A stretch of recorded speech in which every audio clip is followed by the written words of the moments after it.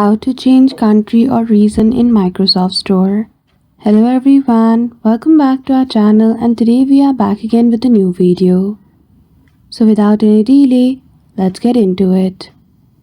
For that, firstly go to any one of the web browser and go to Microsoft Store. Log in with your account details and click on your profile icon. Then go to My Microsoft account. Now from the left hand side setting, go to Your Info. Once you click on it, you will be heading toward the page where you will see your account details. Simply click on Country or Region. After that, you need to verify your identification.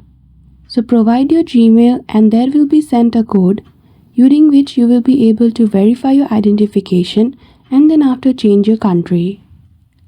So that's it. I hope you found this video helpful. If you did, don't forget to give it a thumbs up and subscribe to our channel for such tutorial. Thank you for watching till the end.